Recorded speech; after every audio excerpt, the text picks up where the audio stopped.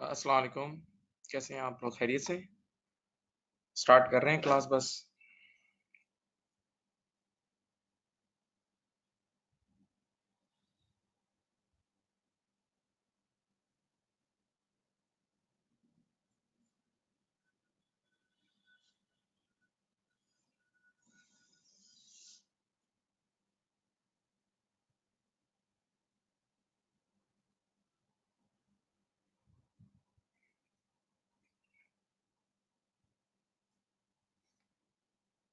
Kindly ये बता दें कि वॉइस क्लियर है बेटा, एक बार व्हाट्सएप पे बता दें कि वॉइस क्लियर है।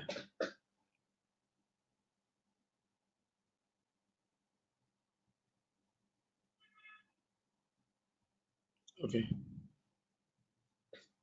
चलो मैं एक स्लाइड सा लास्ट क्लास का रिकैप दे देता हूँ। लास्ट क्लास में हमने एंड में लेसर बुक्स स्टार्ट कर दी थी। लेसर एक होती थी लेसी बुक्स, एक थी लेसर बुक्स। IFRS 16 पढ़ रहे हैं बेटा हम।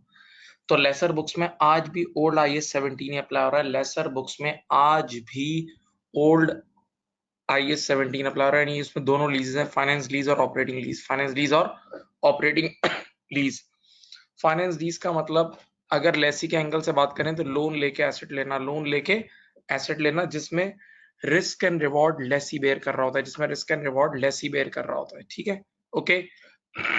अब मैंने कहा था कि लेसर की बुक्स के दो केसेस थे जो आपको लास्ट टाइम पढ़ाए थे। लेसर की मैं ध्यान ही कराता हूँ। देखो, लेसर की बुक्स के दो केसेस थे, आपको पढ़ाए थे। एक था if lessor not a manufacturer और डीलर। यानी लेसर बस एक बैंक है, एक फाइनेंशियल इंस्टीट्यूशन है। लेसर एक बैंक है, एक फाइनेंशियल इंस्टीट्यूशन है जिसका काम है सिर्फ फाइनेंस प्रोवाइड करना।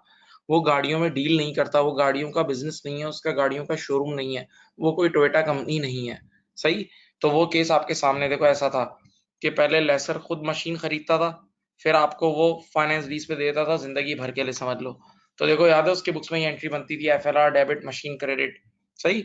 और फिर वो पूरी फाइनेंस लीज की अकाउंटिंग होती थी विद रिस्पेक्ट टू टाइम। ये देख लो स्क्रीन पे, ये आपने लास्ट टाइम पढ़ चुके हो, ये पूरा काम पढ़ लिया है आपने। ये कंप्लीट चीज आपने लास्ट टाइम पढ़ ली थी अगर याद हो तो। देन फिर इसमें एक और केस था, इफ लेसर अब मैन्युफैक्चरर डीलर। यानी अब लेसर के बेटा दो काम थे, दो काम थे। अब लेसर के दो काम थे, यानी लेसर गाड़ी शोरूम वाला भी था, लेसर का शोरूम भी था, यानी गाड़ियों में डील भी करता था और गाड़ियां लीज पे भी देता था। तो अब ऐसी सूरत हाल में लेसर दो कमाई कमाएगा, एक सेल्स इनकम कमाएगा और एक इंटरेस्ट इनकम। एक सेल्स इनकम कमाएगा क्योंकि जिस दिन वो गाड़ी ट्रांसफर करेगा, वो गाड़ी के रिस्क एंड रिवॉर्ड ट्रांसफर करेगा, उस दिन सेल्स बुक करेगा। तो उस दिन सेल्स इनकम बुक करेगा। और फिर 5 साल 10 साल के लिए अगर उसने लीज पे दिया हुआ है तो 5-10 साल की वो कौन सी इंटरेस्ट इनकम बुक करेगा विद रिस्पेक्ट टू टाइम। देखो स्क्रीन पे नजर आ रही होगी, ठीक है। तो इसमें देखो ये अकाउंटिंग आपको बताई थी कि इसमें इसमें गाड़ी हमारे लिए इन्वेंट्री है। गाड़ी लेसर के लिए क्या है? इन्वेंट्री है। तो उसने 100 रुपए की खरीदी और बाद में 250 रुपए की, जब उसकी फेयर वैल्यू 250 रुपए थी तो उसने लीज पे दे दी। ठीक है। तो अब वो एंट्री बनाएगा FLR डेबिट और सेल्स क्रेडिट। याद आ रहा है? फिर मैंने कहा था जिस पीरियड में सेल बुक होती है उसी पीरियड में कॉस्ट ऑफ सेल बुक होती है। तो अब आपकी इन्वेंट्री समझ लो बिक गई, तो इन्वेंट्री ये डी रिकग्नाइज हो रही है और कॉस्ट ऑफ सेल में ट्रांसफर हो रही है। देखो ये आमने सामने। यानी डे वन पे ये सेल्स 250 रुपए की बुक हो जाएगी, सेल्स 250 रुपए की बुक हो जाएगी और कॉस्ट ऑफ सेल्स 100 रुपए की। जब सेल्स 250 रुपए की बुक हो जाएगी और कॉस्ट ऑफ सेल्स 100 रुपए की बुक हो जाएगी तो अल्टीमेटली ग्रॉस प्रॉफिट 150 रुपए का आ जाएगा। अल्टीमेटली ग्रॉस प्रॉफिट 150 रुपए का आ जाएगा। ओके, सही। फिर विद रिस्पेक्ट टू टाइम ये देखो ये वाली एंट्री बनेगी, विद रिस्पेक्ट टू टाइम ये इंटरेस्ट इनकम की एंट्री बनती रहेगी। With respect to time interest income की एंट्री बनती रहेगी। ओके।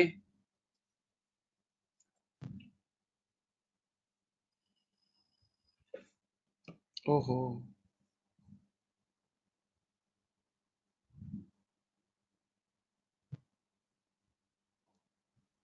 ओह सॉरी, स्क्रीन नजर नहीं आ रही। स्क्रीन अब नजर आएगी, सॉरी मैंने स्क्रीन बटन।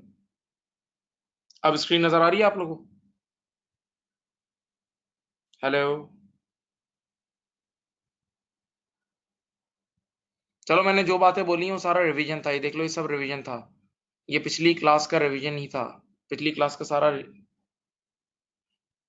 देख लो। ये वाला केस अभी मैंने आपको सामने, देखो अब स्क्रीन देख लो। ये वाला केस एक रिकॉल करवाया, ये आपने कर लिया लास्ट टाइम, जो था लेसर नॉट अ मैन्युफैक्चरर और डीलर। फिर ये दूसरा केस देख लो, इफ लेसर अ मैन्युफैक्चरर और dealer, if lessor a manufacturer और डीलर। ये दो केसेस सिर्फ मैंने आपको याद दिलाने के लिए सिर्फ सुनाए अभी।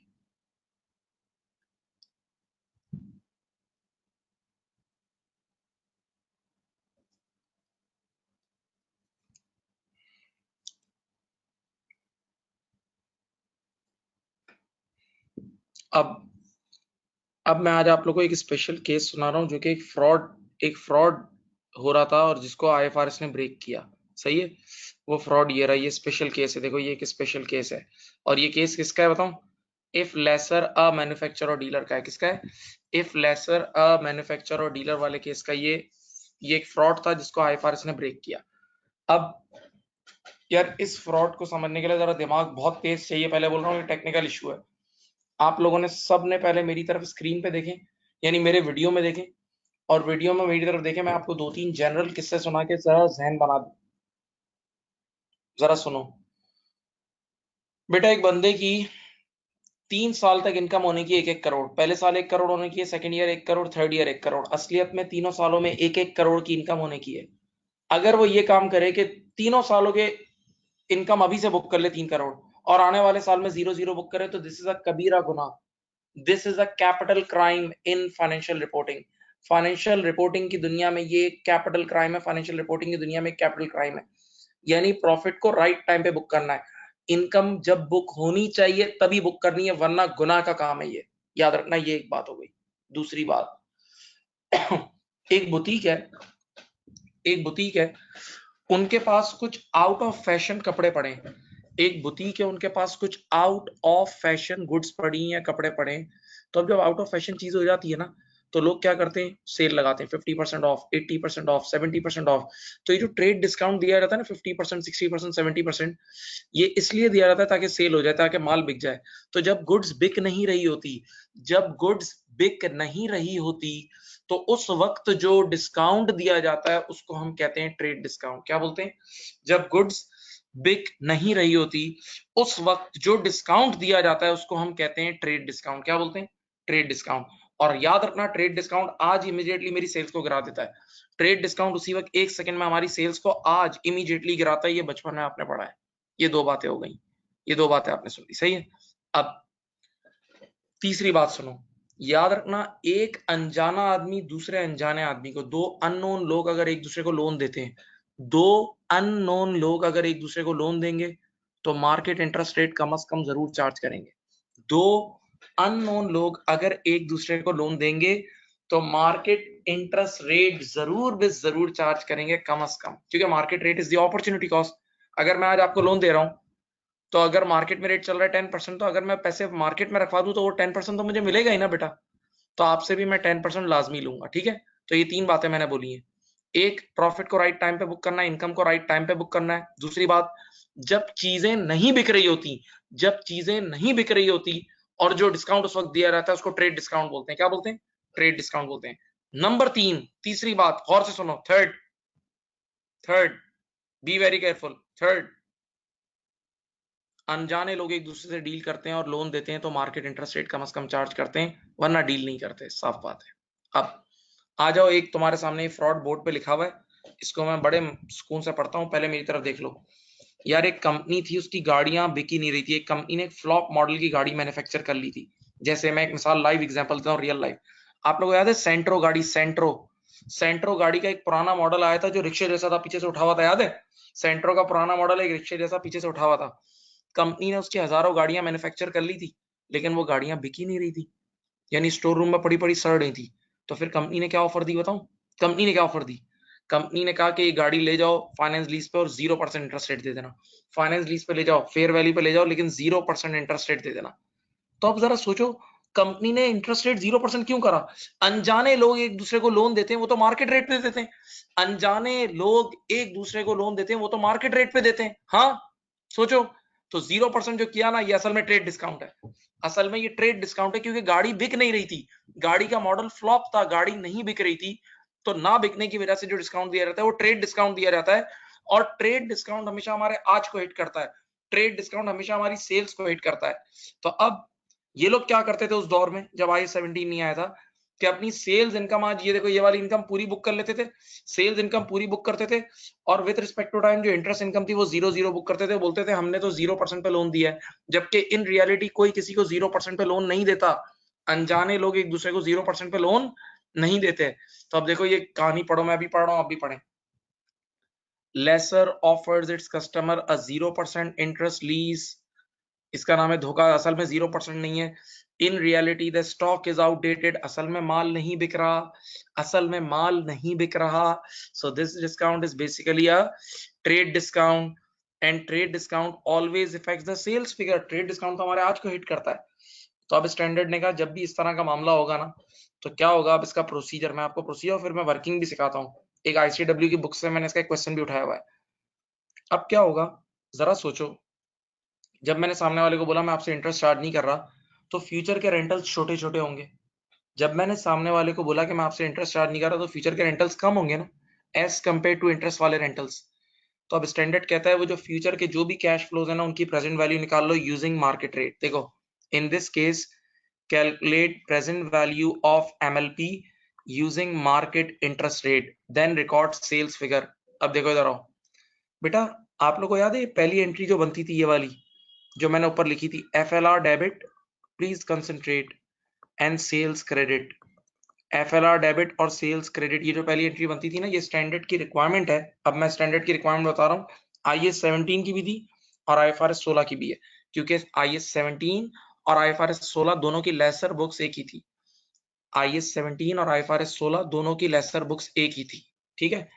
तो सेल्स जो होगी ना इनिशियली, ये जो आप पहली एंट्री बनाते हो, ये हमेशा लोअर पे बनती है। प्रेजेंट वैल्यू ऑफ MLP एक तरफ रखना, एक तरफ फेयर वैल्यू ऑफ एसेट रखना, सही। इन दोनों में से लोअर नंबर होगा उस पे एंट्री बनेगी। तो अब दिमाग से सोचो, दिमाग से सोचो, फ्यूचर कैश फ्लोज की जो प्रेजेंट वैल्यू आएगी मार्केट रेट पे वो कम आएगी, कम आएगी, क्योंकि फ्यूचर कैश फ्लोज छोटे छोटे हैं, छोटे छोटे हैं।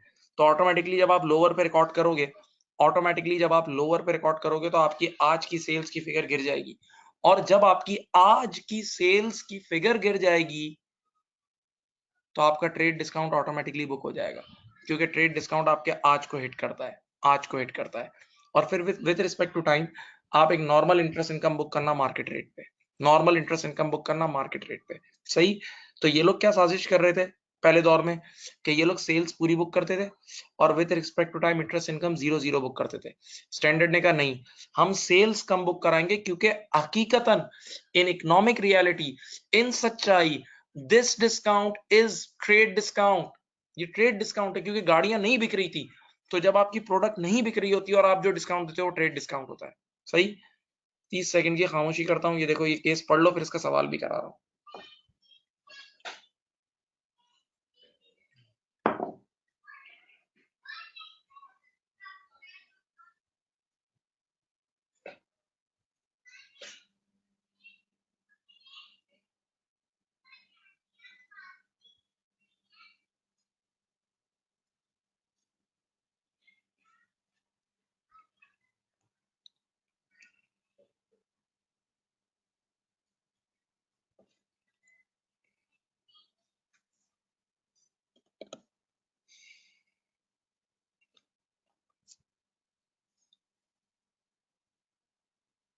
अब आ जाओ, ये क्वेश्चन मैं आपके सामने सॉल्व करा रहा हूँ, ठीक है। अब मोटर डीलर, बेटा जब पढ़ रहे हो तो दिल से पढ़ो, फिर बोल रहा हूँ पूरी जान से पढ़ो। अ मोटर डीलर एक्वायर्स, ये एक्वायर्स दिखाया, ये स्पेलिंग मिस्टेक है, vehicles of a particular model from the manufacture for 21,000 pound है ये। अ 20% discount on a recommended retail price of 26,250। यार मैं एक डीलर हूँ, समझ लो एक गाड़ी पिट गई तो मैंने 20% डिस्काउंट में खरीद ली। मैं एक डीलर हूँ, मैन्युफैक्चर की एक गाड़ी पिट गई तो मैंने 20% डिस्काउंट में ले ली, 26,250 की चीज को मैंने 21,000 में ले लिया। 26,250 की चीज को मैंने 21 में ले लिया।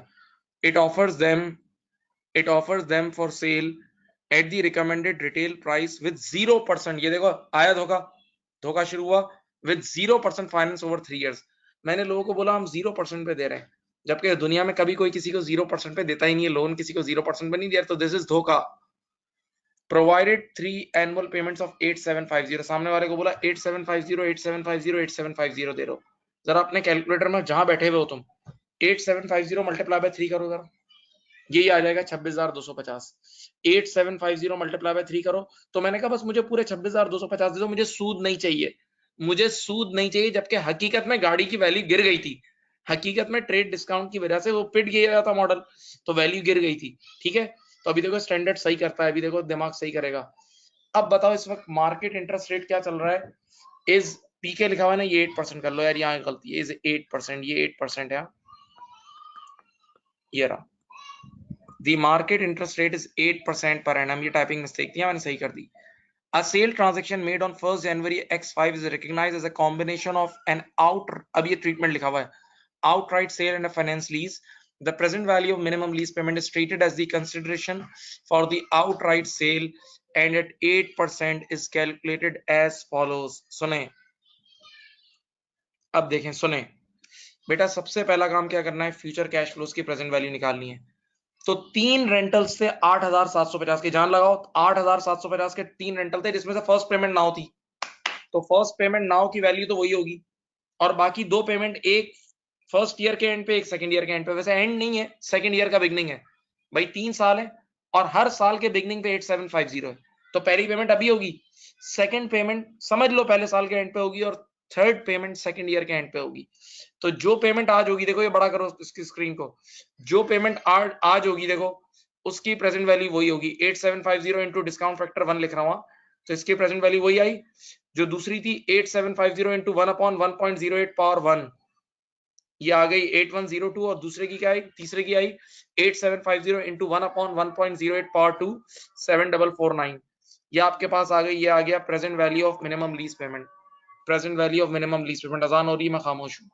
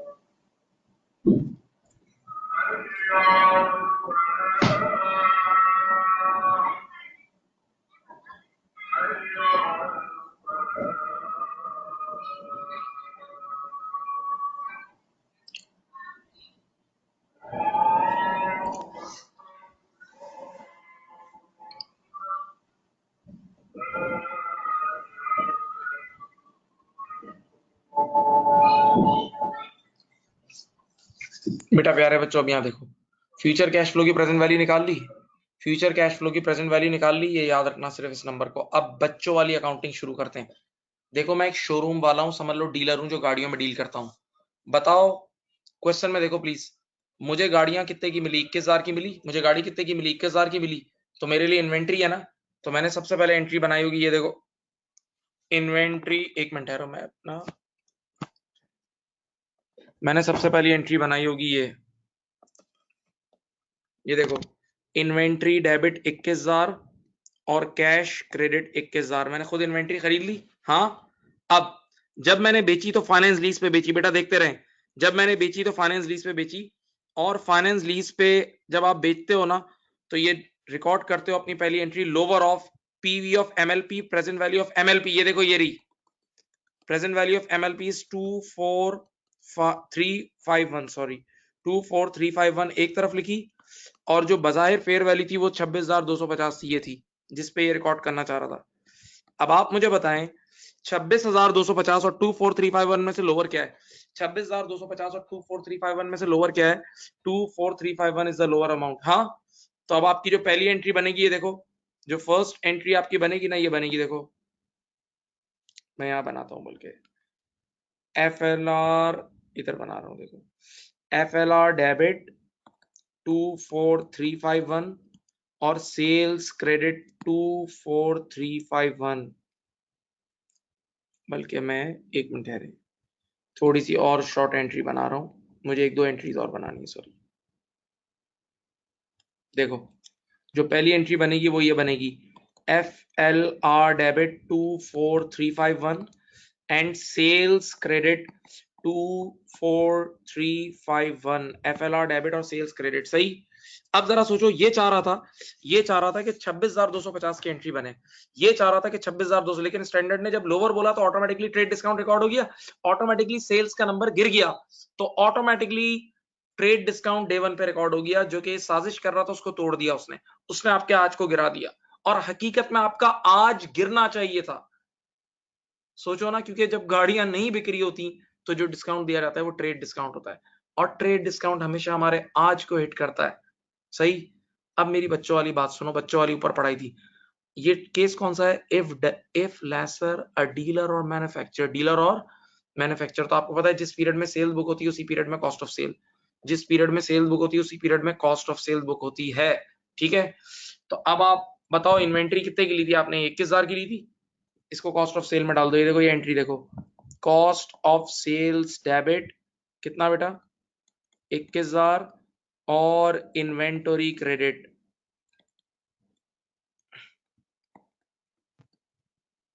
कॉस्ट ऑफ सेल्स डेबिट और inventory credit, cost of sales debit और इन्वेंटरी क्रेडिट। अब बताओ डे वन पे क्या होगा, एक सेल्स बुक हो गई और एक कॉस्ट ऑफ सेल, तो जीपी आ गया होगा।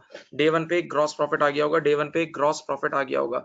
एक सेल्स बुक हो गई होगी 24,351 की, और एक कॉस्ट ऑफ सेल 21,000 की बुक हो गई होगी, तो आपके पास अल्टीमेटली ग्रॉस प्रॉफिट आ गया होगा, अल्टीमेटली ग्रॉस प्रॉफिट आ गया होगा, सही। ओके, अब जरा सुने, अब आपने क्या करना है, एलएएस बनाना है, और आपने देखें मार्केट रेट पे पूरा काम करना है 8% पे, ठीक है। अब देखो मैं एलएएस बना के दिखाता हूँ। आप बताएं, एलएएस में फर्स्ट पेमेंट नाउ है, फर्स्ट पेमेंट नाउ है 8,750 के ऊपर पढ़ लो, ये देखो फर्स्ट पेमेंट ये रहा, ये लिखा हुआ देखो 8750 are made in advance first day, 8750 day one पे अब दी जाएगी। यहाँ तो पहली जो पेमेंट होगी, first payment now should be treated, ये देखो ये एंट्री आई, बैंक डेबिट 8750 और FLR क्रेडिट 8750। बताओ याद है ये एंट्री, बैंक डेबिट और FLR क्रेडिट, बैंक डेबिट और FLR क्रेडिट, सही है। चलो वैसे तो ये एंट्री मैं रेडीमेड कटवा देते हैं हम लोग, लेकिन मैं तुम्हें ये एंट्री भी आज पोस्ट करके ही बताता हूँ। चलो बताओ, डे वन पे बजाहिर तुम्हारा FLR कितना था, ये देखो डे वन पे तुम्हारा FLR था 24351, कितना था 24351, ठीक है। अब डे वन पे ही पहला रेंटल पे हुआ 8750 का, और पहले रेंटल के अंदर कोई फाइनेंस इनकम नहीं होती, पहले रेंटल के अंदर कोई फाइनेंस इनकम, तो आप डायरेक्ट यहां लिख देना 8750 से आपका FLR कम हो जाएगा। तो 24351 में से 8750 निकाल दो, 24351 में से माइनस कर दें कितना, 8750, पता है बेटा 15601 आ गया, 15601 आ गया, ऐसा ही है। अब बताओ, अब अगली पेमेंट अगले साल के बिगनिंग पे होगी, क्योंकि हर साल के बिगनिंग पे होती है ना, हर साल के बिगनिंग पे, तो अब एक साल बाद फिर पे होगी 8750। अब बताएं, पूरा साल सामने वाली पार्टी ने हमारे कितने यूज किए, एलएएस को देखो, पूरा साल सामने वाली पार्टी ने हमारे 15601 यूज किए, और मार्केट रेट जिस पे डिस्काउंटिंग हुई थी वो 8% था ना, तो इसको 8% से मल्टीप्लाई करो, 1248, ये आया 1248। अब देखो 8750 में से 1248 का इंटरेस्ट है, 8750 में से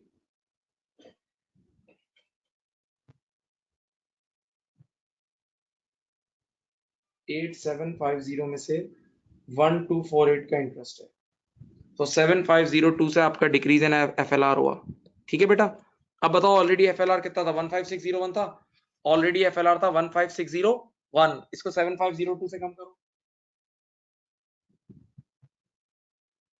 ये आ गया 8099, ऐसा ही है।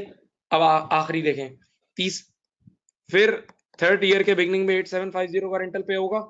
अब बताओ पूरा साल सामने वाली पार्टी ने हमारा कितना अमाउंट यूज करा, 8099, पूरा साल सामने वाली पार्टी ने हमारा यूज किया 8099, 8099 पे आप लगाएं 0.08 यानी 8%, 647 या 648, ठीक है। चलो 8750 में से निकाल दो, ये आ गया 8100, ऑलमोस्ट ये इसके बराबर, एंड में जीरो हो गया, एंड में देखो ये जीरो हो गया, ठीक है। तो देखें अब with respect to time interest income भी बुक हो रही है, देखो आंखें खोल के देख लो, with respect to time interest income भी बुक हो रही है, और आपकी डे वन पे सेल्स भी कम रिकॉर्ड हुई। वो लोग ये साजिश कर रहे थे कि सेल्स ज्यादा बुक हो जाए आज और with respect to time interest income book ही ना हो। वो लोग ये चाह रहे थे कि सेल्स आज बहुत ज्यादा बुक हो जाए, पूरी 26250 बुक हो जाए, और with respect to time interest income book ही ना हो। स्टैंडर्ड ने कहा नहीं, असल में ये जो डिस्काउंट दिया गया था, तो ये जो 0% नजर आ रहा है, ये ट्रेड डिस्काउंट है। असल में जब चीजें नहीं बिकती तो जो डिस्काउंट दिया जाता है वो ट्रेड डिस्काउंट होता है, और ट्रेड डिस्काउंट हमेशा हमारे आज को हिट करता है। तो उसने आज को हिट करवाया और इंटरेस्ट बिल्कुल मार्केट रेट के हिसाब से बुक कराया, क्योंकि अनजाने लोग जब भी डील करते हैं तो वो मार्केट रेट पे ही डील करते हैं। सही। तो बेटा देखो ये क्वेश्चन आपके सामने सॉल्व हो चुका है, आप इसको अच्छी तरह इस क्वेश्चन को एक बार फिर देख सकते हैं आराम से। ये क्वेश्चन आपके सामने है पूरा कंप्लीट टोटल।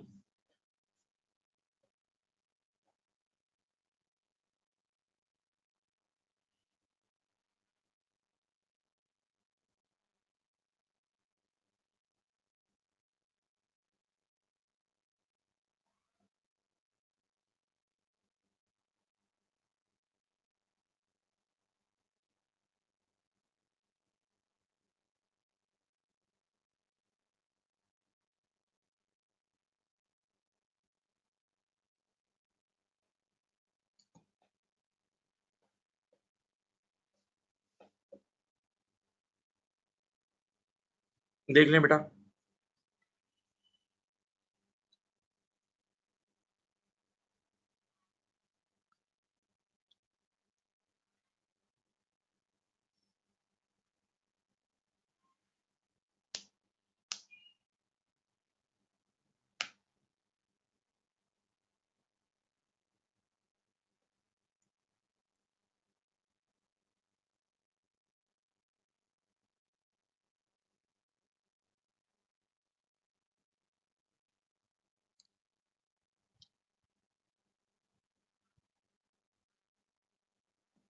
आगे बढ़े, आगे बढ़े, बताएं।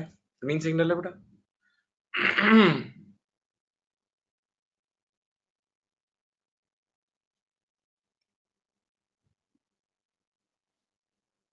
चलो अब मैं आपके सामने ये क्वेश्चन मैंने उस दिन आप लोगों को करा दिया था, ये चीज मैंने आपको उस दिन डिस्कस कर दी थी। ये आईएफआरएस 16 की लेसी बुक से रिलेटेड था, ये आईएफआरएस 16 लेसी बुक से रिलेटेड था, लेसी बुक्स। ये उस दिन ये सवाल मैंने नीचे आके करा दिया था, ठीक है। लास्ट क्लास में बेटा ये हमने किया था, अगर आप लोगों को याद हो। अब एक सवाल मुझे कराना है, उससे पहले मुझे कुछ थ्योरी पढ़ानी है डिटेल्ड, ठीक है। अब मैं आपको पुराना ओल्ड आईएएस 17 पढ़ा रहा हूं, प्लीज बात सुने। ओल्ड आईएएस 17 पढ़ा रहा हूं, ओल्ड आईएएस 17।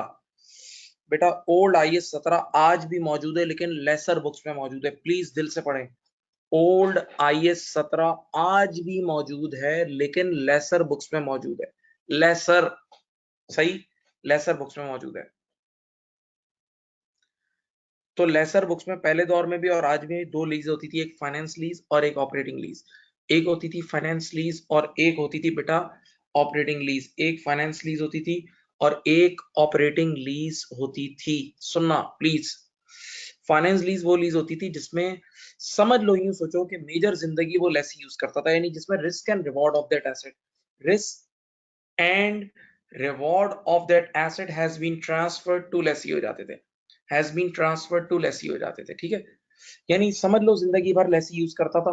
तो जो इंसान जिंदगी भर एसेट को यूज करता है, तो नॉर्मली रिस्क एंड रिवॉर्ड उस पर ही ट्रांसफर हो जाते हैं, सही है। यानी अगर आपने एक एसी खरीदा और उस एसी के अंदर एक मैन्युफैक्चरिंग फॉल्ट है कि वो बहुत ज्यादा बिजली कंज्यूम करता है, तो अब अगर मैं पूरी जिंदगी उसको यूज कर रहा हूं तो पूरी जिंदगी वो बुराई मेरे गले आ गई ना, तो बस अब मेजर रिस्क एंड रिवॉर्ड मेरे ही गले आ गए। तो हम यूं कहते हैं जो इंसान जिंदगी भर एसेट को यूज करता है, मेजर रिस्क एंड रिवॉर्ड उसी के सर है, ठीक है। अब मैंने आपके सामने 1 2 3 4 5 5 कंडीशन लिखी है, 5 कंडीशन। ये बहुत टेक्निकल एरिया है, अब ये थियोरेटिकल एरिया है। स्टैंडर्ड कहता है कि अगर इन 5 में से कोई एक भी कंडीशन मीट हो गई ना, 5 में से कोई एक भी मीट हो गई, तो वो ट्रांजैक्शन फाइनेंस लीज हो जाएगी। वो ट्रांजैक्शन क्या हो जाएगी? Finance lease. फिर ऑडिटर आंख बंद करके आपको फाइनेंस लीज बुक करवाएगा। ठीक है, याद रहे हम लेसर बुक्स में, लेसर बुक्स में आज भी फाइनेंस लीज और ऑपरेटिंग लीज पुराना वाला ही है। लेसी बुक्स मैंने आपको पढ़ा दिया है। चलो अब सुनो, पहली लाइन क्या लिखी है?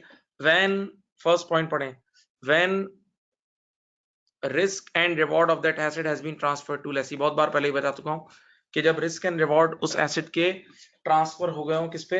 लेसी पे। जब रिस्क एंड रिवॉर्ड उस एसेट के ट्रांसफर हो चुके हो किस पे? लेसी के। When risk and reward of that asset has been transferred to Lesi.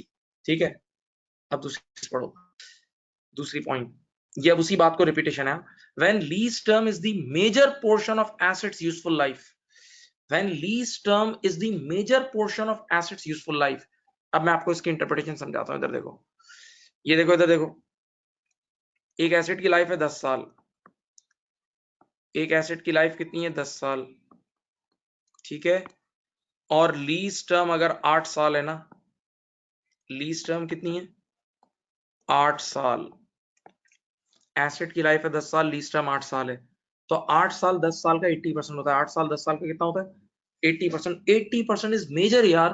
तो अगर कभी इस तरह का कोई मुआहदा नजर आएगा ना, तो फिर ये फाइनेंस लीजिए, क्योंकि मेजर जिंदगी लेस ही यूज कर रहा है। तो जो इंसान मेजर जिंदगी यूज करेगा वही रिस्क एंड रिवॉर्ड बेयर कर रहा है। अब बच्चे ने कहा हमें कैसे पता लगेगा कि कितने परसेंट होना चाहिए? तो अब इस वक्त जो ऑडिट फर्म्स में मार्केट में चल रहा है ना, ऑडिट फर्म में ये 75% की बेस्ट प्रैक्टिस चल रही है। 75% की बेस्ट प्रैक्टिस चल रही है। क्या लिखा है? When the lease term is the major portion of assets useful life। When the lease term is the major portion of assets useful life। तो ये 75% होगा ना अगर लीज टर्म लाइफ का। लीज टर्म लाइफ का अगर 75% या उससे ज्यादा होगा, तो फिर ऑडिटर आंख बंद करके बोलेगा this lease is finance lease. ठीक है, ये दो कंडीशंस हो गई हैं।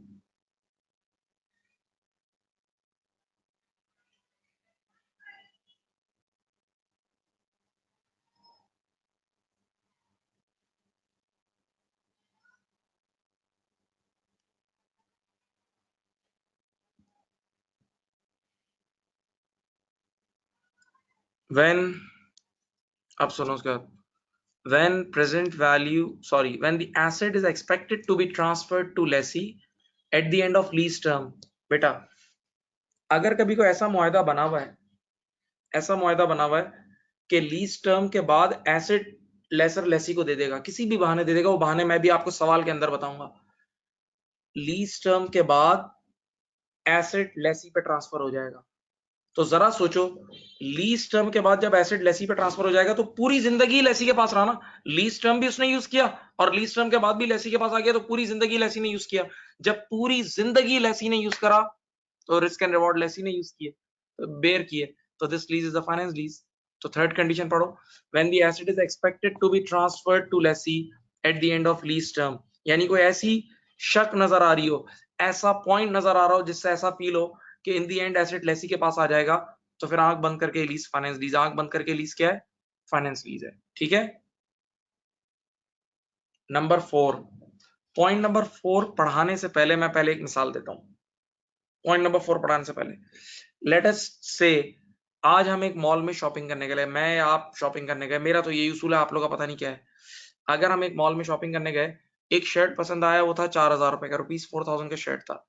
तो मैंने उस शर्ट की पूरी कीमत दी, मेरी तरफ देखें, मैंने शर्ट की पूरी कीमत दुकानदार को दी। तो जब कीमत पूरी दी तो शर्ट भी पूरा लेकर आऊंगा ना। जब कीमत पूरी दी तो शर्ट भी पूरा लेकर आऊंगा, ये उसूल है। जब हम कीमत किसी चीज की पूरी देते हैं तो फायदा भी उसका पूरा उठाते हैं। हाँ, अब ये बात सोच के पॉइंट नंबर 4 पढ़ो, ये बात सोच के पॉइंट नंबर 4 पढ़ो, इंशाल्लाह समझ जाओगे। When present value of MLP यानी minimum lease payment, when present value of minimum lease payment is almost equal to fair value of asset at Inception.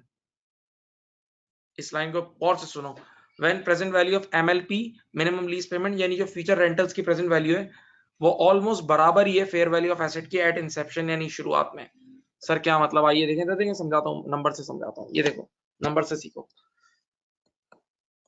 Year 0 और ये ईयर 1, ईयर 2, ईयर 3 और year 4। देखो बेटा एक एसेट आज उसकी fair value है 5,000, फेयर वैल्यू कितनी है 5,000, यानी अगर कोई मुझसे कैश पे खरीदता है तो मैं 5,000 पे बेचूंगा, अगर कोई मुझसे कैश पे खरीदता है तो मैं 5,000 पे बेचूंगा, सही है। एक बंदा आया, उसने कहा यार मैं कैश पे नहीं ले सकता, मुझे उधार पे दे दो, मैंने कहा ठीक है। मैंने कहा क्या लोगे, क्या, तो मैंने कहा तुम्हें 2-2 हजार की 4 रेंटल मुझे देने, 2-2 हजार के 4 रेंटल दे देना, ठीक है। रिपीट, अगर कैश पे लेना है तो 5,000 पे ले लो, कैश पे लेना है तो 5,000 पे ले लो, और अगर लोन पे लेना है तो 2-2 हजार के 4 रेंटल पे करने होंगे, 2-2 हजार के क्या पे करने होंगे, 4 रेंटल पे करने होंगे। अब सुनो एक मिनट, अब मैं क्या करूंगा, ऑडिटर आएगा, वो इन फ्यूचर कैश फ्लोज की जरा प्रेजेंट वैल्यू निकालेगा। देखो इन फ्यूचर कैश फ्लोज की प्रेजेंट वैल्यू निकालेगा, तो फ्यूचर कैश फ्लोज की प्रेजेंट वैल्यू आई है 5,000, कितनी आई है 5,000, ये प्रेजेंट वैल्यू आई है 5,000। इस 5,000 का मतलब बताऊं, इसका मतलब प्रेजेंट वैल्यू की टर्म में लेसी ने पूरी कीमत दे तो दी। भाई एसेट की आज कीमत फेयर वैल्यू 5,000 है, और हम लोग जो लेसी से बेचारे से चार्ज कर रहे हैं फ्यूचर में, वो 8,000 ले रहे हैं, 2-2 हजार के 4 पेमेंट, 2-2 हजार की 4 पेमेंट ले रहे हैं।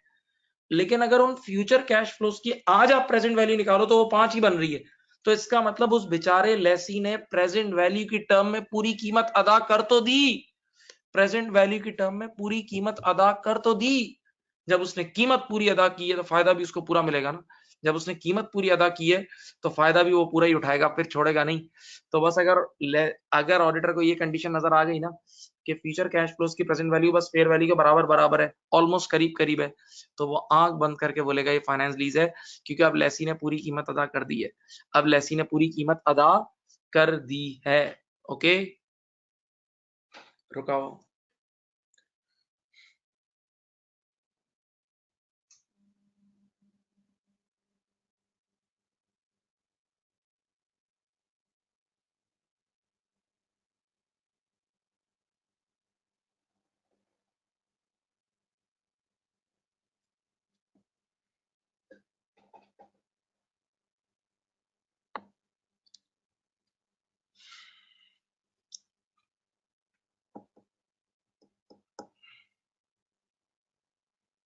ठीक,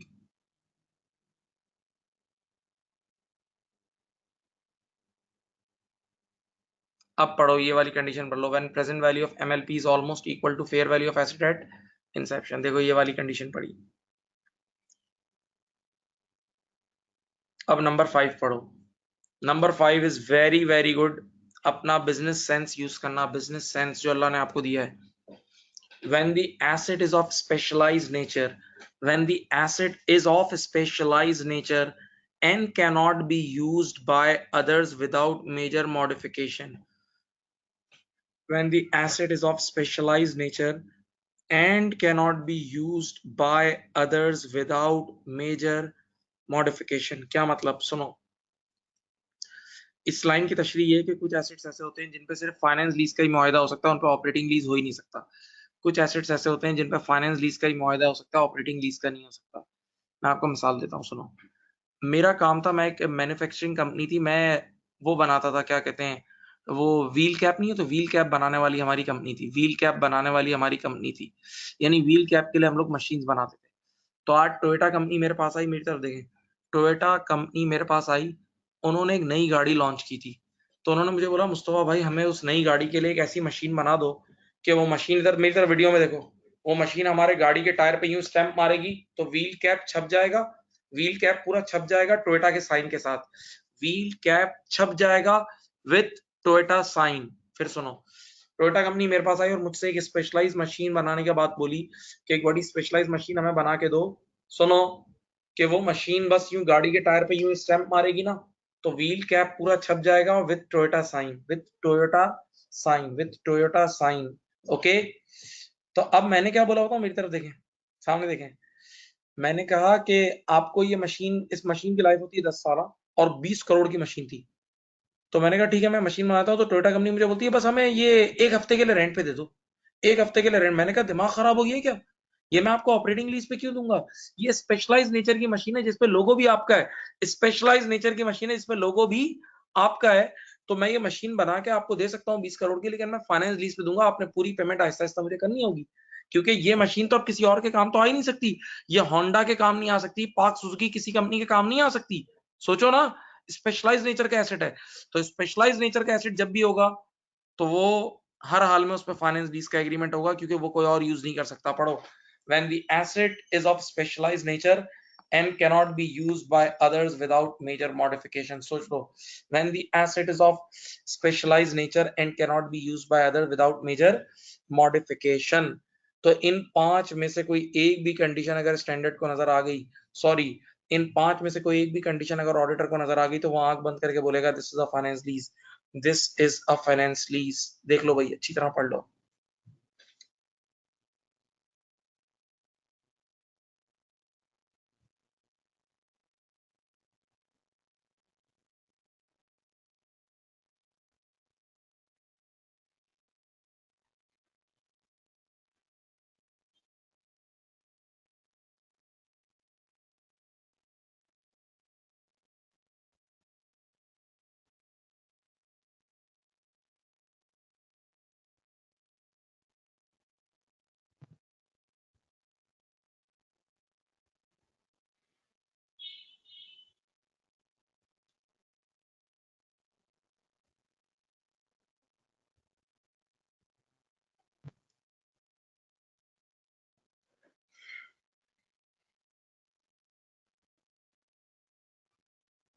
सही है बेटा।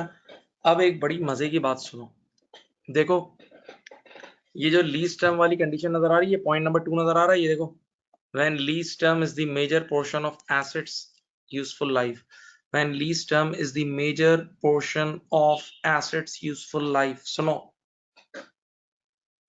ये क्या कंडीशन है कि अगर लीज टर्म लाइफ का 75% या उससे ज्यादा हो तो ये फाइनेंस लीज होती है, ठीक है। यानी अगर लाइफ 10 साल है और लीज टर्म 8 है या 7.5 साल है, तो ये लीज फाइनेंस लीज होगी, ठीक है। हाँ, अब कान खोल के सुनो, कानों को खोलो।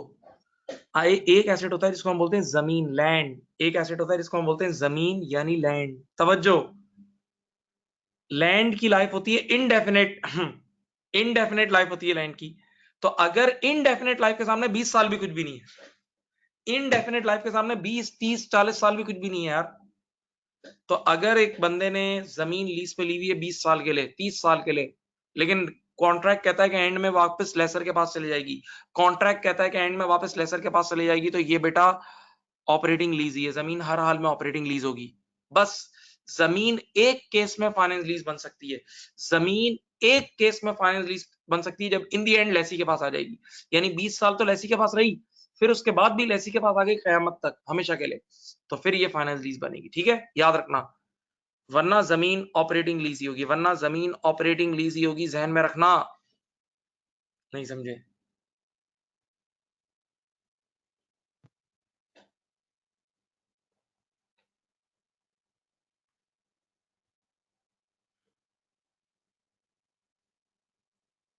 ठीक है जी। अब मैं एक सवाल करा रहा हूं, ये पास्ट पेपर का सवाल है, थियोरेटिकल सवाल है बेटा, प्लीज दिल से, दिल से। आज छोटी क्लास है, इतनी बड़ी क्लास नहीं है, लेकिन क्योंकि मुझे बस यही स्टैंडर्ड कंप्लीट कराना है, फिर न्यू स्टैंडर्ड नेक्स्ट क्लास से करेंगे। लेकिन ये जो मैं बातें बता रहा हूँ ना, वो सवाल को अच्छी तरह कर लो, full energy, full concentration, total. चलो बिस्मिल्लाह, आ जाओ। ये रहा सवाल, ये है सवाल, ये है सवाल। बिस्मिल्लाह करो, चलो अल्लाह का नाम लेके स्टार्ट करते हैं। Jen is considering leasing land to Marit for a term of 30 साल। 30 साल एसेट जो दिया जा रहा है वो जमीन है, लैंड है। तवज्जो, land. Jen is considering, Jen is considering यानी जेन कौन है? लेसर। और मैरिट कौन है? लेसी। ठीक है, 30 साल के लिए लीज पे दिया। तो बाजार मुझे क्या लगा, जमीन की लाइफ तो इनडेफिनेट होती है, जमीन की लाइफ क्या होती है? इनडेफिनेट होती है। इनडेफिनेट लाइफ के सामने 30 साल कुछ भी नहीं है, तो बच्चे ने कहा ऑपरेटिंग लीज ही होगा। नहीं समझे? इनडेफिनेट लाइफ के सामने 30 साल कुछ भी नहीं है यार, इनडेफिनेट लाइफ के सामने 30 साल कुछ भी नहीं है, मैंने कहा था, तो बाजार मुझे ऑपरेटिंग लीज लग रहा है, मुझे ऑपरेटिंग लीज रख रहा है, ठीक है। फिर एक और बात, the title will remain with Jen, the title with remain with, and में लेसर के नाम पे ही रहेगा, at the end of initial lease term. जब ये 30 साल पूरे होंगे तो एसेट लेसर के नाम होगा, लेसी के नाम नहीं होगा। तो फिर मुझे ऐसा ही लगा कि फाइनेंस लीज है, फिर मुझे ऐसा लगा ये क्या है, सॉरी, फिर मुझे लगा ऑपरेटिंग लीज है। भाई देखो, जमीन है, जमीन की लाइफ इंडेफिनेट होती है, इनडेफिनेट लाइफ के सामने 30 साल कुछ भी नहीं है। तो ये ऑपरेटिंग लीज हुई पहली शर्त। सेकंड कंडीशन में क्या लिखा हुआ है सेकंड लाइन में कि जब लीज टर्म एंड होगी उसके बाद भी लीगली एसेट लेसर के नाम पे होगा, लेसर लेसी के नाम पे नहीं होगा। अभी तक मुझे ऑपरेटिंग लीज लग रहा है, लेकिन अब आप पढ़ें कुछ बड़ी सॉलिड बातें नजर आएंगी। आप इकोनॉम मेरिट मेरिट यानी लेसी, मेरिट यानी lessee can lease the land indefinitely at a small immaterial rent at the end of lease. और को नहीं पढ़ो, ये बड़ी जबरदस्त कंडीशन है। जब 30 साल पूरे हो जाएंगे ना, जब 30 साल पूरे हो जाएंगे ना, सुनना आप, तो उसके बाद इस एसेट का मार्केट रेंट निकाला जाएगा। अगर वो मार्केट रेंट 1 लाख रुपए आ रहा है ना, तो उस 1 लाख का समझ लो 2% लेंगे, 2,000 रुपए, छोटा सा। और लेसर लेसी को बोलेगा तुम अब कयामत तक के लिए एसेट रख लो और छोटा छोटा रेंट मुझे देते रहो। तो यार जब इमटेरियल रेंट पे मिलेगा तो लेसी लाजमी ले लेगा। इमटेरियल रेंट पे जब लेसी को मिलेगा तो वो लाजमी ले लेगा। इसका मतलब इन दी एंड एसेट लेसी के पास आ जाएगा। ये कंडीशन बता रही है कि इन दी एंड एसेट लेसी के पास आ जाएगा, इन दी एंड एसेट लेसी के पास आ जाएगा। ये वाली कंडीशन जो आप पढ़िए। और जब इन दी एंड एसेट लेसी के पास आ जाता है तो ये फाइनेंस लीज होती है। नहीं समझे? चलो अब ये और वाली कंडीशन पढ़ो, और भी एक और जबरदस्त चीज है। और मे परचेज द लैंड यानी लेसी खरीद सकता है, lessee may purchase the land at a 90% discount of the market value after the initial lease term. यानी इनिशियल लीज टर्म के बाद एसेट की मार्केट वैल्यू निकाली जाएगी। 30 साल के बाद एसेट की फेयर मार्केट वैल्यू निकाली जाएगी। सुनना, एसेट की फेयर मार्केट वैल्यू निकाली जाएगी और लेसर जो है ना, वो लेसी को उस मार्केट वैल्यू के 90% डिस्काउंट पे दे देगा। जब इतना सस्ता दे देगा इसका मतलब लेसी थोड़ी छोड़ेगा, हर हाल में लेगा। यानी ये वो कंडीशन है जिससे नजर आ रहा है the asset is expected to be transferred to lessee at the end of lease. The asset जो नीचे नहीं पढ़ाई थी, the asset is expected to be transferred to lessee at the end of lease. बच्चे ने कहा ऐसी कंडीशन क्यों है अंदर, क्यों है? इस ऐसी कंडीशन इसलिए क्योंकि लेसर ने 30 साल में पूरा कमा लिया, उसकी पूरी फेयर वैल्यू कमा ली, पूरी फेयर वैल्यू कमा ली है, 30 साल में पूरा फेयर वैल्यू कमा लिया है, इस वजह से। आगे और पढ़ो और बातें नजर आएंगी। merit is to pay, merit is lessee, merit is lessee, merit is lessee, merit is to pay Jane a premium of 3 million at the commencement of lease, merit is to pay Jane a premium of 3 million at the commencement of lease। यानी Lesi laser को 3 million की मुंह दिखाई देगा, day one पे 3 million dollars देगा, which equates 70% of the value of the land। ले भाई, 70% कीमत तो लेसर ने डे वन पे ही पकड़ ली। लेसर ने 70% ऑफ द फेयर वैल्यू तो डे वन पे ही पकड़ ली। तो जब इतनी बड़ी कीमत डे वन पे पकड़ ली तो जमीन उसको दे दी यार, समझ ले, दे दी हमेशा के लिए। मैं आज किसी से एक चीज की 70% कीमत ले लूं, समझ लो वो एसेट मैंने उसको दे दिया यार, उसने दे दी 70%, 70% कीमत, 70% इस मुंह दिखाई, डे वन पे ही ले ली, डे वन पे ही ले ली। और बाकी पढ़ो, एडिशनली जेन, जेन यानी laser will receive an annual rent payment of 4% of the market value of the land. ओहो, 70% तो मुंह दिखाई ले ली और बाकी 4% हर साल लेता रहेगा, 4% अगले 30 साल तक। तो अगर आप मल्टीप्लाई करो तो कितनी बड़ा अमाउंट उसने ले लिया है। तो अगर सोचो ना, तो आप वो जो चीज नहीं बताई थी, present value of minimum lease payment, present value of minimum lease payment is almost equal to fair value वाली कंडीशन ये मीट हो रही है, क्योंकि सारे पैसे ही पकड़ लिए इसने। तभी तो एंड में उसको बोल रहे तू ले ले यार, सस्ते में ले ले जा, चवन्नी में ले ले, क्योंकि लेसर ने पूरी पैसे रिकवर कर लिए हैं। तो ये शर्तों से पता लग रहा है this is a finance lease. इन शर्तों से पता लग रहा है this is a finance lease. अब नीचे क्या लिखा है, the directors of the directors of Jane are unsure as to whether the lease should be classified as a finance lease or an operating lease। अब आपने ये सारी बातें बतानी होंगी। सबसे पहले देखो लिखने का तरीका लास्ट टाइम भी बताया था, स्टेट द रूल, पहले लॉ लिखना होगा यानी आईएफआरएस लिखना होगा, फिर उसकी एप्लीकेशन लिखनी होगी। State the rule then apply the rule. Okay, चलो आपके सामने क्वेश्चन है, पहले मैं 1-2 मिनट रुकता हूं।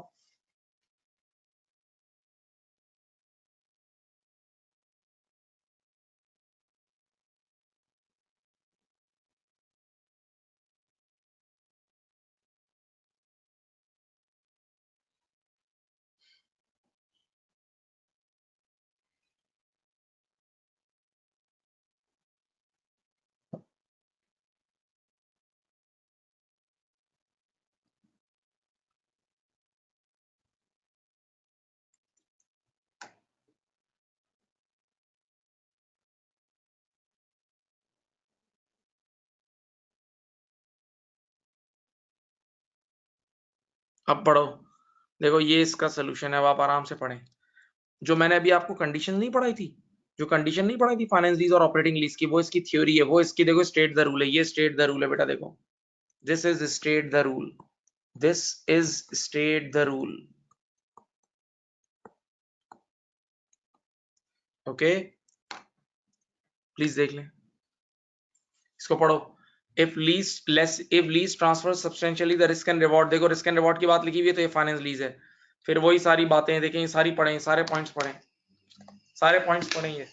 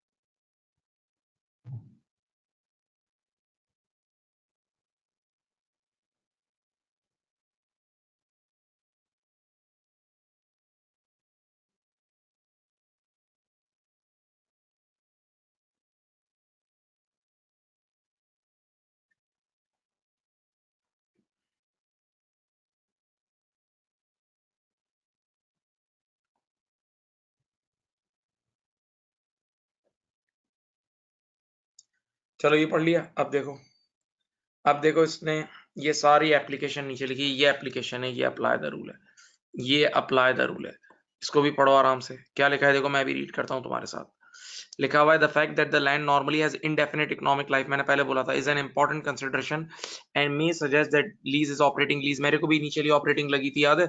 How ever a lease of land could still be classified as finance lease if other criteria are met. अब देखो ये सारी बातें पढ़ो, ये वाली कि इन दी एंड, ये जो बीच में लिखा था ना कि 90% डिस्काउंट पे मिल जाएगा उसको, तो इससे नजर आ रहा है कि इन दी एंड एसेट लेसी पे ट्रांसफर हो जाएगा। देखो पढ़ो, पढ़ लो, ये बीच का सारा मवाद पढ़ो, ये सारा पढ़ो,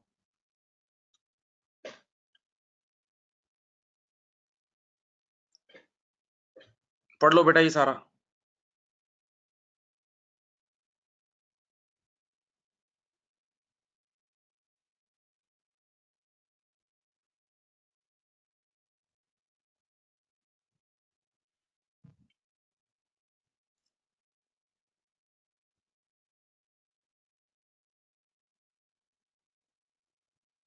ठीक है, और अब देखो ये वाली कंडीशन भी पढ़ो, ये प्रेजेंट वैल्यू ऑफ एमएलपी वाली कंडीशन है, मैंने अभी तुम्हें बताई थी, अभी आपको बताई थी ये प्रेजेंट वैल्यू ऑफ एमएलपी वाली कंडीशन।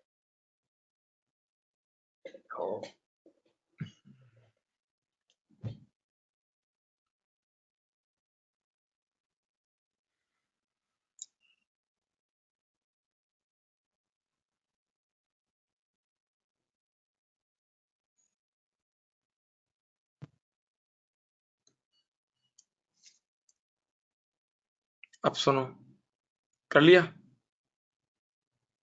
चलो अब मैं आपको एक छोटा सा एरिया है वो डिस्कस करता हूं, ऑपरेटिंग लीज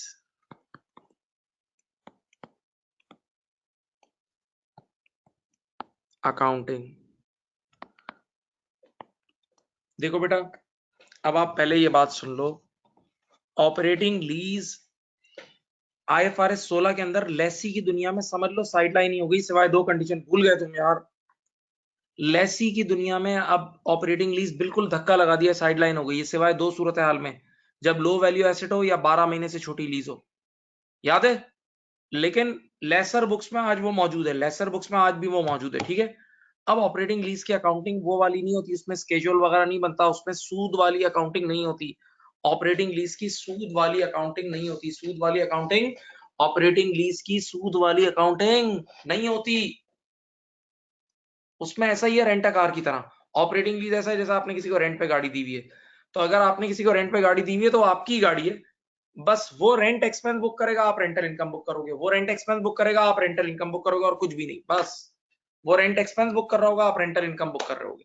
ठीक है, वो जो रेंट पे कर रहा होगा उसके लिए एक्सपेंस है और आपके लिए क्या है, इनकम है। ठीक है, अब एक स्पेशल केस इसमें आता है ऑपरेटिंग लीज के अंदर, पहले दौर में भी था स्पेशल केस, ये देखो, जिसको हम बोलते हैं rent free period. Rent free period, चलो मैं आपको ये मिसाल देता हूं, 0, 1, 2 एंड 3। ठीक है, सुनो, आप लोग एग्जाम्पल को दिल से सुनोगे तो आप समझोगे। मैंने आज एक बंदे को बोला कि आप मुझसे 3 साल के लिए घर रेंट पे ले लो, 3 साल के लिए घर रेंट पे ले लो, जिसमें से पहला साल इज रेंट फ्री, पहले साल में कोई रेंट नहीं लूंगा, और सेकंड और थर्ड ईयर में 15-15 हजार रुपए रेंट लूंगा। मैंने एक बंदे से कहा कि आप मेरा घर 3 साल के लिए रेंट पे ले लें, जिसमें पहले साल में कोई रेंट नहीं लूंगा, और ईयर 2 और ईयर 3 में 15-15 हजार रुपए लूंगा। सही है? तो सामने वाले ने मुझे क्या बोला बताऊं, एक काम करो, बस पहले साल के लिए दे दो, रेंट फ्री है, बाकी दोनों साल छोड़ो। मैंने कहा दिमाग खराब हो गया है? मैंने कहा पहला साल रेंट फ्री तब है जब अगले 2 साल के लिए भी लोगे, नहीं टोटल 3 साल के लिए लेना है, जिसमें रेंट 2 साल का देना है। तो इन अदर वर्ड्स क्या है बताऊं, वो जो अगले दोनों 15-15 हजार में से मैं पहला साल भी कवर करूंगा, अगले दोनों साल के 15-15 में से भी मैं पहला साल कवर करूंगा। नहीं, दुनिया में कोई चीज फ्री नहीं होती यार, इन इकोनॉमिक रियलिटी में अगले दोनों सालों में से पहला साल भी कवर करूंगा। तो स्टैंडर्ड क्या बोलता हूं, अब आपको इस साल को रेंट फ्री नहीं ट्रीट करना, बल्कि क्या करना है, इधर देखो, आप इन 3 सालों में टोटल रेंटल इनकम कितनी आ रही है, 15 और 15 30, आपके पास 15 प्लस 15, ये देखो, ये 15 प्लस 15 30 हजार रुपए आ रही है, और टोटल लीज टर्म थी 3 साल। ठीक है, तो अब आप एक साल की 10,000 आ जाएगी पर एनम। तो अब यहां रेंटल इनकम बुक कर लेना 10,000, इधर देखो रेंटल इनकम यहां 10,000 बुक कर लेना। ठीक है, 10,000 यहां बुक करना, स्प्रेड कर देना, और 10,000 यहां बुक कर देना। हर साल 10-10 हजार बुक कर देना, क्योंकि in economic reality rent free period कोई चीज नहीं है यार, कोई चीज फ्री होती नहीं है कोई चीज। यानी मैंने सामने वाले को बोला कि पहला साल फ्री इसलिए दे रहा हूं कि सेकंड और थर्ड ईयर तुम रेंट पे ले रहे हो। तो अगर उसने मुझे बोला नहीं यार सेकंड थर्ड ईयर छोड़ो, पहले साल ही फ्री में दे दो, मैं बोलूंगा भाग यहां से, क्यों दूंगा, अब थोड़ी दूंगा। ठीक है, तो इसका मतलब उसी रेंट में से ये वाला पीरियड भी कवर करूंगा ना।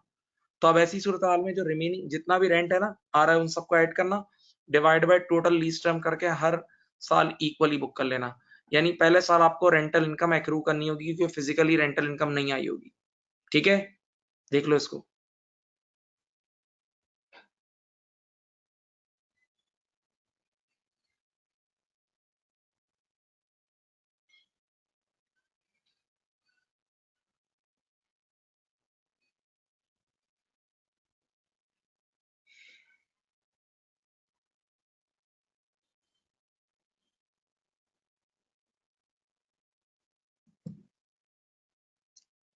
ठीक, अच्छा आज के लिए इतना ही रख रहे हैं, बाकी इंशाल्लाह फिर कल करेंगे। और मैं इस बार संडे वाले दिन भी आप लोग इंशाल्लाह कोशिश करके क्लास लूंगा। ठीक है, तो कल भी हमारी क्लास है, टाइम मैंने आप लोगों को कम्युनिकेट कर दिया, आप लोगों को पता है, और कोशिश करके इस बार संडे वाले दिन भी एक क्लास लेंगे। ठीक है, और ये अब मैं इसकी स्लाइड्स भी आपको ईमेल कर रहा हूँ, वो आपको व्हाट्सएप कर रहा हूँ, तो वो स्लाइड्स भी आप लोग देख लें। ठीक है, थैंक यू।